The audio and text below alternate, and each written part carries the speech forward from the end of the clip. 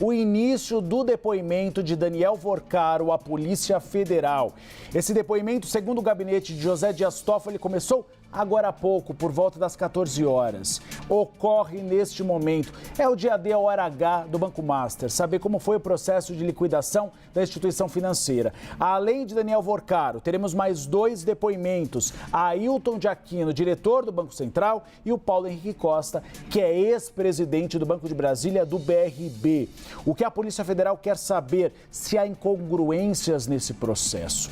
Se realmente o que diz o Banco Central e o que diz Daniel Vorcaro são correspondentes à realidade. Por quê? Porque Daniel Vorcaro tem afirmado que não deveria haver a liquidação do banco. Ao mesmo tempo, o Banco Central diz que tomou a decisão amparada em critérios técnicos, assim como Gabriel Galípolo diz nos bastidores, o presidente do Banco Central. Não houve interferência política, foram critérios técnicos para se tomar essa decisão. Agora é a prova dos 9, realmente saber se houve problemas ou não. E mais, se houver incongruências nesses depoimentos, hoje o ministro José Dias Toffoli determinou que a delegada da Polícia Federal do caso, ela estabeleça uma acareação.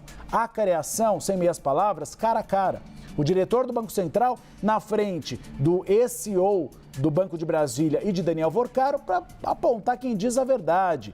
Se esse processo de liquidação acabou levando em consideração critérios técnicos ou não. A gente tem a nossa repórter Aline Beckett conosco nesse momento? Tem. Aline, começou esse depoimento, deve se estender durante toda a tarde e durante ele a gente vai saber se houve incongruências para que houvesse uma acareação.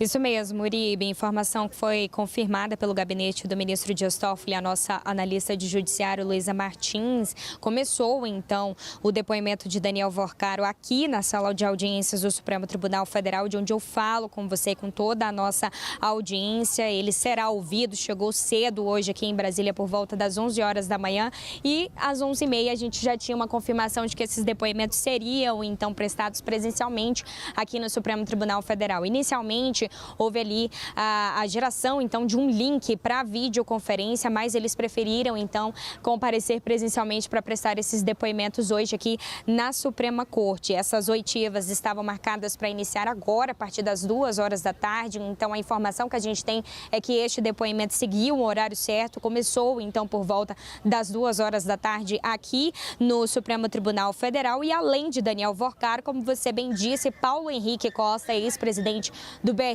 do Banco de Brasília, e também Ailton de Aquino Santos, diretor de fiscalização do Banco Central, devem ser ouvidos, então, sobre essa questão, essa liquidação e a possível compra que seria feita do Banco Master. Após estes depoimentos, a delegada que está agora, neste momento, ouvindo Daniel Vorcaro, Janaína Palazzo, deve, então, decidir, avaliar e analisar se será necessária uma acareação. Essa acareação que foi sinalizada, foi determinada pelo ministro Dias Toffoli na semana passada, teve ali alguns posicionamentos contrários, mas o ministro resolveu manter, então, já aberta essa possibilidade de uma acareação e deixou, então, para que a Polícia Federal sinalizasse e analisasse melhor essa possível acareação, essa incidência de acareação que pode ocorrer, então, após estes depoimentos que estão sendo prestados aqui. Todo esse procedimento, Uribe, está sendo acompanhado por um juiz auxiliar do gabinete do ministro Dias Toffoli e também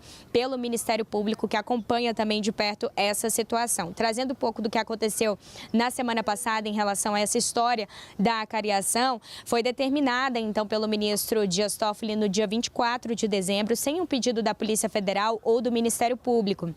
No mesmo dia, o Procurador-Geral da República, Paulo Gonet, se manifestou, então, contrário a essa possibilidade de acareação por entender que ela era prematura. Mas, mesmo assim, o ministro Dias Toffoli rejeitou, então, esse parecer do Procurador-Geral Paulo Gonet. Na sexta-feira, o Banco Central, então, pediu que esse procedimento, pediu ao Supremo, ao ministro Dias Toffoli, que esse procedimento não fosse realizado. E, em contrapartida, o ministro Dias Toffoli assegurou, argumentou que o Banco Central não é investigado e que precisaria, então, necessariamente de uma representação do Banco Central para possíveis esclarecimentos em relação a este processo, em relação aos depoimentos que estão sendo prestados aqui hoje.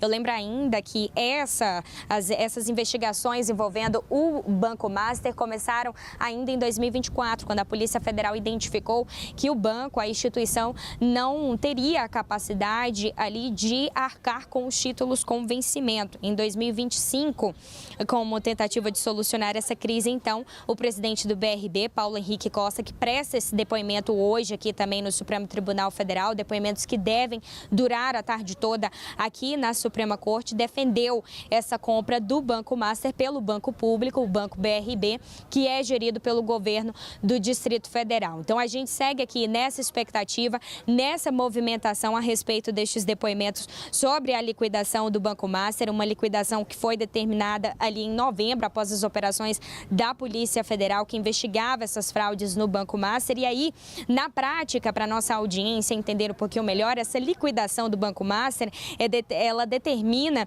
a interrupção imediata de todas as atividades da instituição e também a sua retirada ali de forma organizada do sistema financeiro nacional do Brasil.